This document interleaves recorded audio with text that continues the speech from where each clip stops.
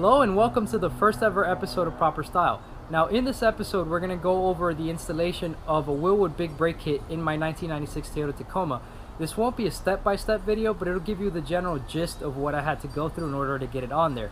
Now if you're wondering where I even came up with a big brake kit for this truck, usually you can't. You have to go through some kind of fabricator to make you brake caliper adapters and the brake hats, and that's exactly what one of the gentlemen on the Toyota Tacoma forums did.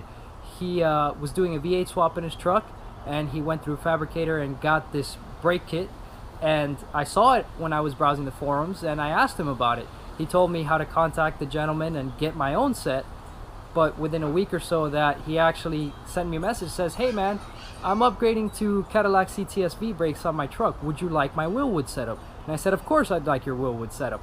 So then I bought it, and it was a brand new setup. He installed it on his truck when he had no engine in it, so it's never before been used.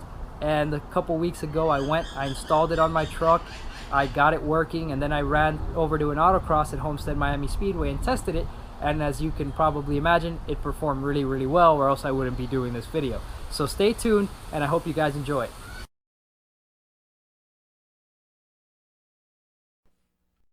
The kit itself is actually pretty simple. There's 12-inch outer diameter rotors, and they're two-piece rotors. Then there's a couple of brake caliper adapters which have been machined from aluminum, a pair of Willwood Dynalite calipers, some Hawk HPS brake pads, and I had to order my own brake lines, which are Aeroquip stainless steel braided lines. Before we even get onto the major install for our brake upgrade is actually to assemble a couple things to the calipers. Now, Willwood is using 1/8 inch MPT threads in order to provide the fluid into the caliper, and in order to really use that in my braking system, which normally uses a banjo bolt, what I'm doing is I have a fitting, has 1/8 inch MPT to -3 AN, then I have a brake line that's 3 AN to 3 AN, and I have yet another fitting that's 3 AN to 10 millimeter by 1.4, which is going to attach to my factory Toyota hardlines. Alright, so one thing I'm going to do is I'm just going to go ahead on MPT, put some Teflon paste on here. Some people online will argue that you shouldn't use Teflon in a braking system, blah blah blah. When you use an MPT fitting, you are supposed to use Teflon. That's just, it is what it is. So I'm going to go ahead and do it, and of course I do know that the Teflon is not what makes the seal, it's the thread and the taper, but you're supposed to use Teflon. I'm going to go ahead and use Teflon. Other people have done it without any ill effects, so that's what's going to happen. Other than that, just another thing you guys probably should know, this did not come with bolts, the caliper adapter. I'm guessing this side is going to use my factory caliper mounting bolts, and then on this end you're going to need 3/8-24. Those are fine thread bolts, and of course use grade 8. Better safe than sorry. So that being said, let's do some Teflon. Hopefully I don't make a gigantic mess on this bed. Alright, so I'm using this. And let's open up. Okay, by the way, you're also going to need a 7/16 wrench to turn this fitting into the caliper. Of course, you don't want to over torque that because this is an aluminum caliper, and if you get too excited with the tightening, you could strip the bolts and then you're going to be pretty screwed. This is a very expensive paperweight if you do that, so don't do it. Alright. Bust open this paste. I hate Teflon paste for the reason that if it gets on anything, it's almost impossible to get out. So, you know, you might not want to do it on a bed like I am. I'm just going to be extra careful. I would do it in the garage, but it is so hot outside right now that I'm not particularly excited at the thought of being out there. Alright, so there's some paste. And we're not going to go crazy with it. Just going to take a brush and we're going to put some toward the top threads of our MPT. People generally say to not get it on the first couple threads, so I'm going to try and be careful not to do that. Of course, the part I've covered already probably won't even thread into the junction, but whatever. Let's just be thorough.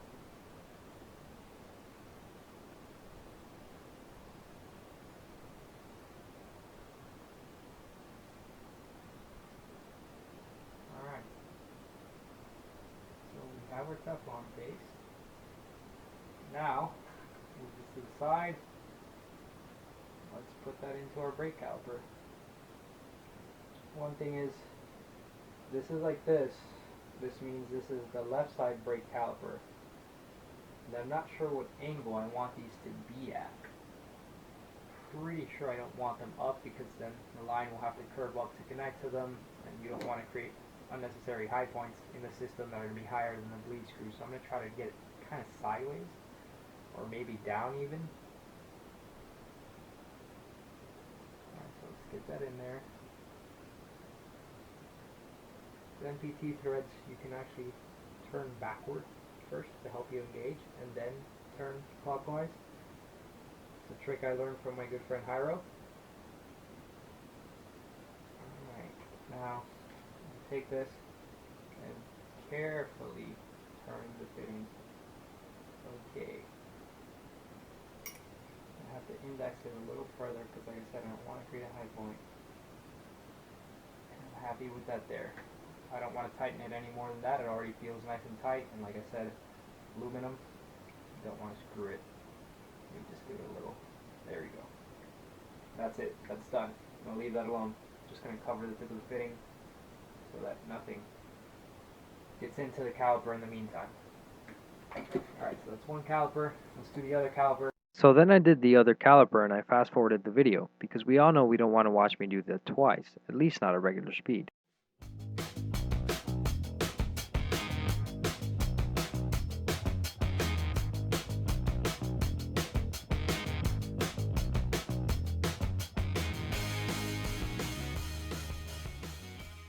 Looking at these two-piece rotors, it would seem that the shop that did the powder coating on these guys went ahead and stripped the powder coat, apparently because the powder coat was recalled.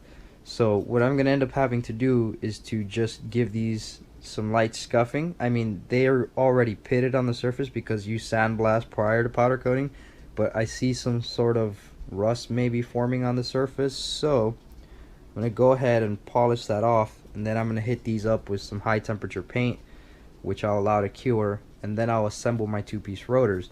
Usually you would go ahead and safety wire this. Lately the manufacturer has shipped a separate set of bolts that don't include holes for safety wire, and they're saying that it is okay to simply use red Loctite 271. Personally, I'm not sure how safe that is versus safety wiring, but what I'm going to do is I'm going to go ahead and follow their directions, and if I find by checking over time that they're coming loose, then I'm going to go ahead and either drill the bolt heads or buy bolts that are already drilled and run safety wire. So I'm here with some steel wool, my brake hats. I'm just going to give these a quick polish, get any kind of surface rust off of them.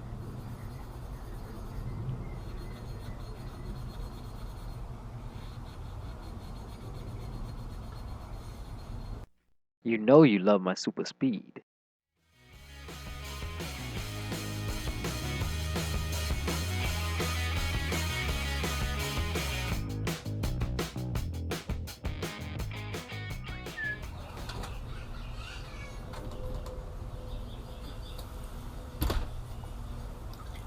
Alright, so my brake rotor hats are ready to be painted. When you're going to be spraying paint, you should use a respirator, which is approved for the type of fumes that you're using.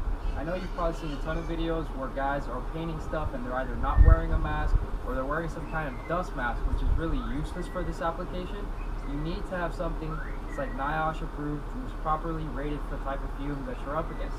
So leave it up to you guys to do the research on that, but before you deal with any kind of fumes, figure out what the proper safety procedures are and what the personal protective equipment you need are or is.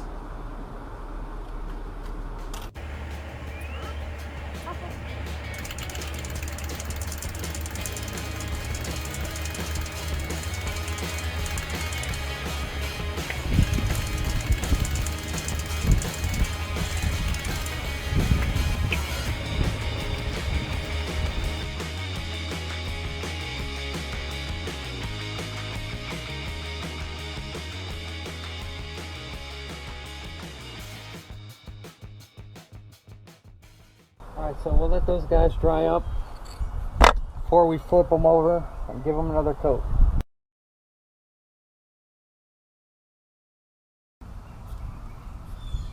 Alright, now one of the sorry things about working on a brake job for Tacoma is that instead of having some nice loose floating rotors you can just slap on, Toyota in all their wisdom decided to use these fixed rotors that are bolted to the hubs. So we're going to have to jack up the truck, we're going to have to take the hubs out.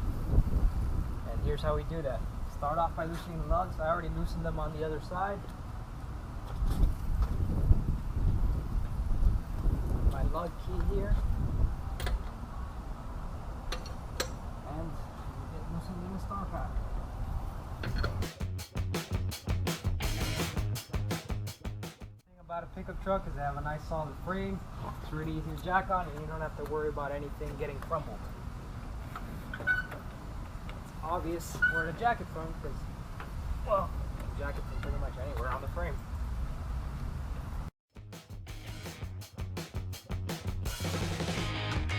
Same thing on the other side.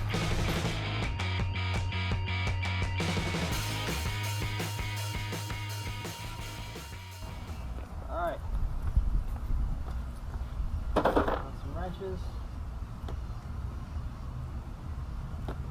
Now, some of these bolts, braking system, are going to be hard to take out. It's pretty typical. They seize in there, you know, heat and whatnot, rust.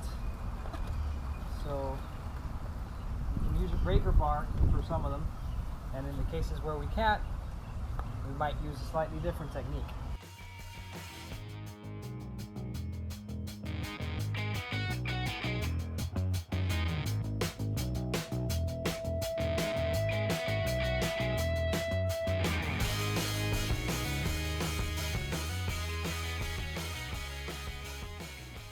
Brake rotors, pretty jacked up. Time to get rid of them anyway. Some Ziploc bags to store the components. If you'd like a detailed explanation of how to remove the hub assembly and separate the rotor, click on the link in the description. It will take you to a how-to I wrote on the Custom Tacos forums a few years ago. It details the entire process and provides clear images of every step.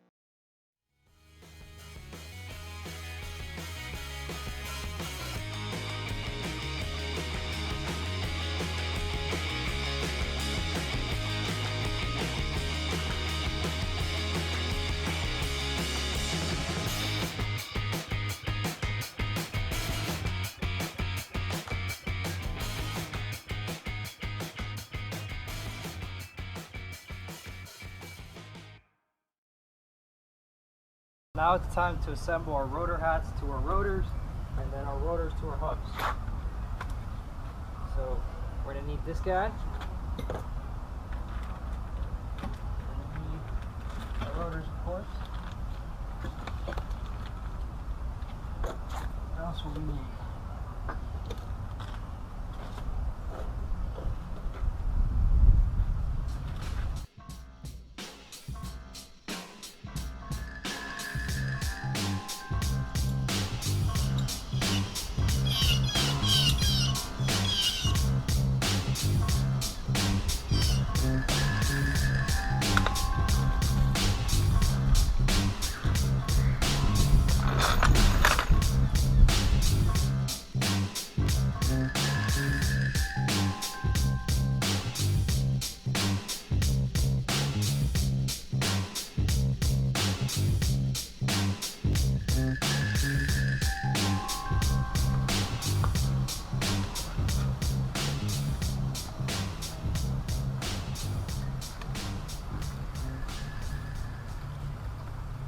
Doing here is we're just cleaning out the threads because we painted the hubs. We want to get the paint out of them.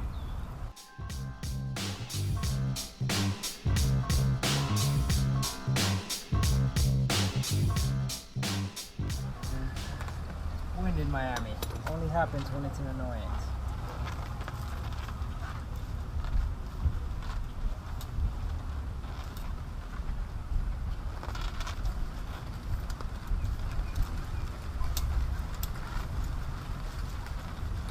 Wind will never happen in Miami unless it's a problem. Unless it's going to inconvenience you. If you're dying of the heat, you just want a little breeze, good luck getting some wind. You need something to stay up. You're trying to spray paint. Get ready for the thunderstorm. The tornado. Let's do the other one.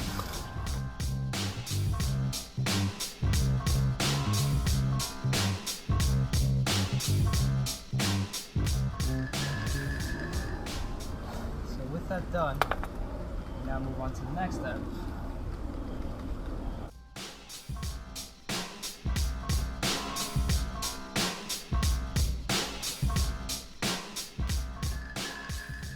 We're going to put Loctite on these guys, and we're also going to torque them down 21 to 25 foot-pounds. I'm going to go ahead and say 21 to 25.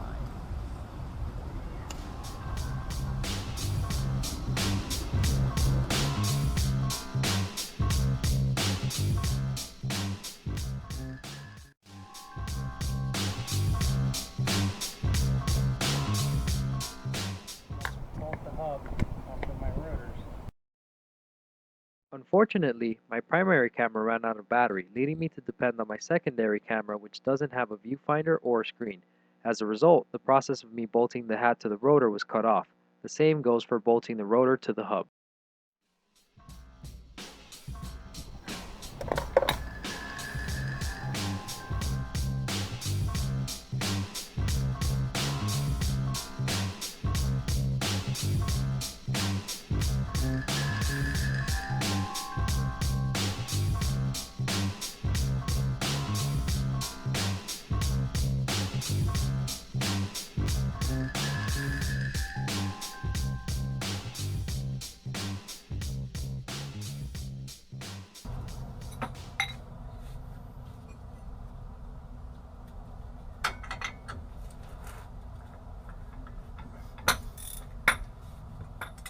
Here I was having my sister step on the brakes while I undid the bolts that hold the rotor to the hub.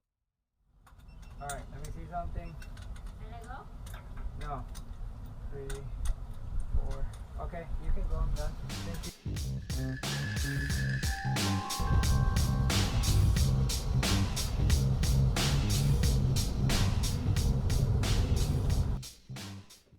This time around, you actually get to see me bolt the rotor to the hub. From there, I repeated the same process that I used on the passenger side of the truck.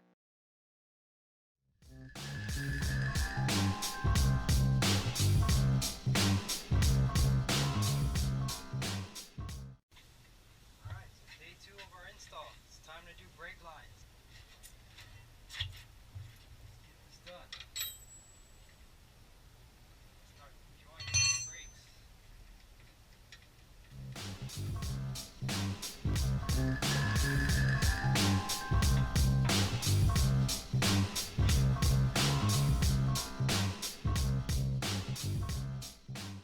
In order to remove these brake lines, we got to go ahead and use a flare nut wrench. If you use a conventional wrench, you're likely going to screw that up and round the head off. So you kind of come around here. It's also called a line wrench, by the way. I've got it loose. Alright, well, let's prep our brake line. Gonna go ahead and take the tape off here. Alright. And I'm gonna mount my brake line to the caliper.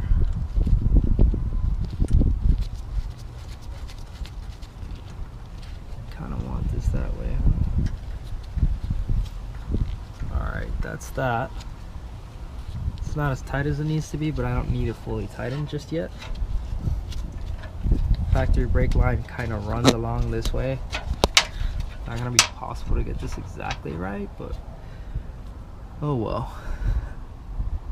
One of the major mistakes here is my brake line is kind of long. I should have gone with a shorter line. I mean, it'll work, but I'm just gonna have to route it in such a way that it's not getting caught up or snagged on anything. Now let me attack that there before I get any more brake fluid leaking out of it.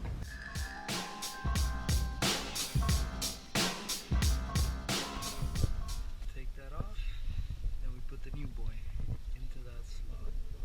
So obviously 22-inch brake line, way too long. Don't get a 22-inch brake line, get something shorter. But anyhow, let's just get this sucker done.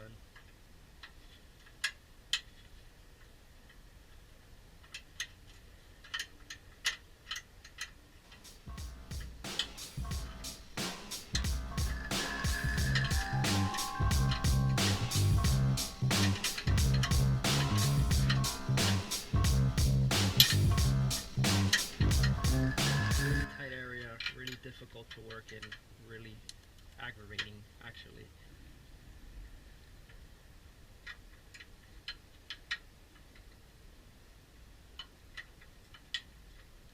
Stay tuned for the next episode where I'll be bleeding my brakes and then heading to an autocross in order to test them out.